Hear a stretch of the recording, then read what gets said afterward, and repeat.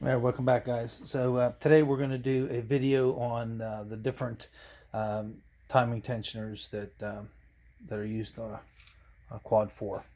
So there's a couple different designs. There's a two-piece design like this, has a shoe, and then there's the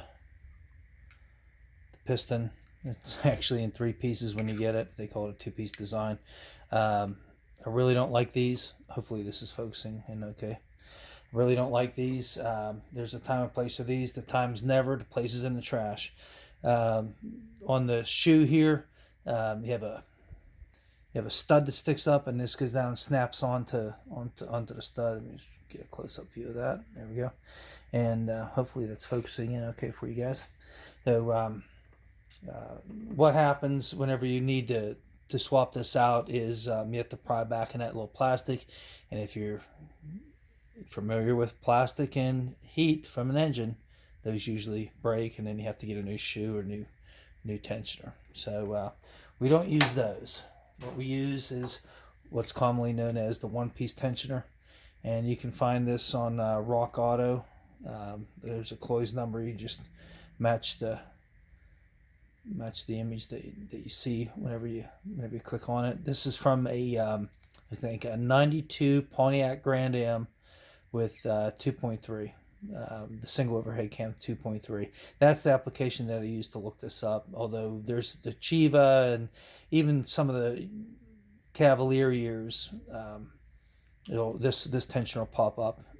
If you don't see this, you'll see the picture for the other tensioner. So the question is, how do we install this thing? How do we reset it? So you notice it comes with a zip tie here and this little metal strap holding it all together.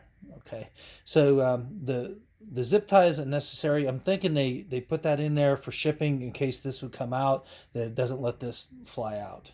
So what we're going to do, let's get this. What we're going to do is we're going to cut the zip tie. And we're going to show you how to do it without the zip tie and with the zip tie, because I have another zip tie right here. Okay, so what you would do is after you install your timing chain and everything, you'd slide this. You slide this into position. You get your bolts. Tighten that down, and after you check it, make sure that that the chain is installed properly and the motor's in time. You just pull this. You pull this out, and what it does is it lets the shoe. There's a little spring in here. This is fed oil pressure in the back. But there's a spring in here that will push out. So if you're turning the motor over and there isn't any oil pressure buildup, that spring acts as kind of a primitive tensioner until the oil pressure can come up and push on it. And then there's little teeth in here. So as the timing chain stretches through age, it'll go out, but it can only come back so far. And so we're going to show you how to reset that in a second. So what we would do is it would be mounted in the motor. Then you simply pull that pin out, and it allows and you can hear that clicking hopefully, and that allows that to go out and tighten up the chain. So to reset it, we're going to keep the tension on there. To reset it, we're going to use a small Phillips screwdriver. And there's a reset hole in here, and sometimes when you push that in there, you have to kind of like release it a little bit to get it off the tension off the tooth, and then it'll collapse. So we push in there and release that a little bit, kind of wiggle it, and there it is. Just push right back in. So let's let it go out again. Let's do it again. So I'm squeezing that. I can't pull it in any further. Push in. Just kind of work it. There we go. And until it collapses. Now, at this point, we could put a pin back in there, and that'll hold it. Okay. Now let's say you didn't have this or you lost it. You can still put it all together using a zip tie. So you notice there's a service hole down here for some reason. I don't know why. So we put the zip tie through there and up through here. I'm squeezing pretty good there on this to hold it in. There's a lot of spring pressure. And if that happens to come out while you're doing this, let's let that happen. Oh, darn it. That came out a little bit. So what we do is we get this, and I want the place where the zip tie crisscrosses each other itself, it goes through itself. I want that on the top side and don't want that in the back side. We'll show you why in a second. So I'm like, oh, drats, we let that go out by accident. No big deal. We just push in there, and work it a little bit, and reset it. There we go. And then you zip tie that sucker down tight, and that's usually enough to get it in the motor. Okay.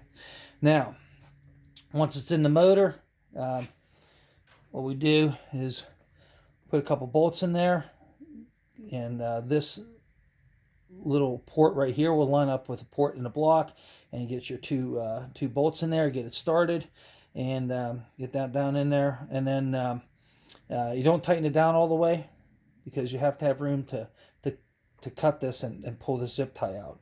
So once you get your bolts down where they're just finger tight, then you come in with your wire cutters again. You cut this, pull that out, and it'll spring up against the chain.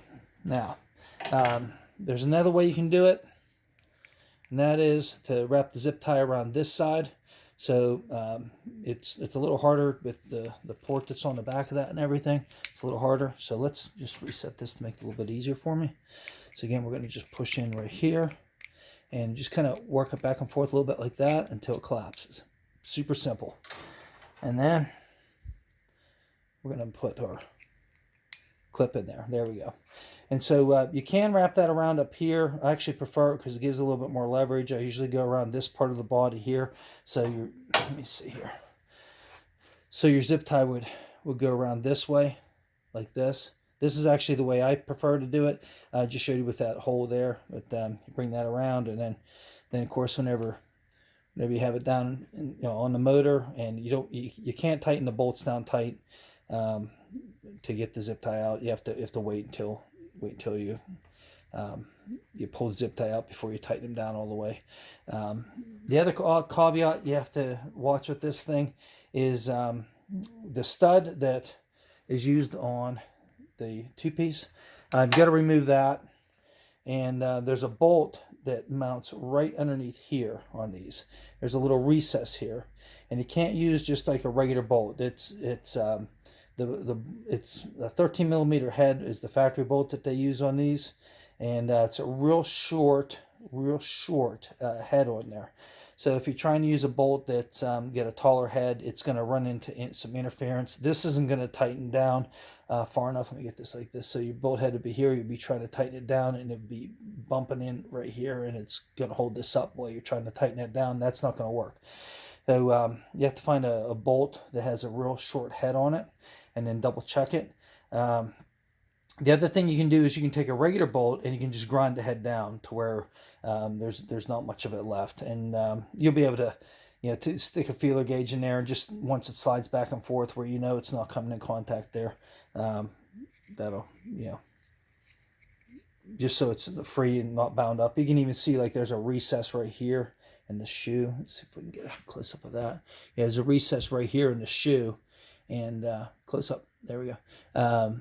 That's also for that bolt head, so it doesn't cause any trouble, so it doesn't bind up, or the worst thing in the world would be have this thing bind up. So anyway, that's how you reset, and the one-piece tensioner for Quad 4. Thanks for watching, guys. Like and subscribe.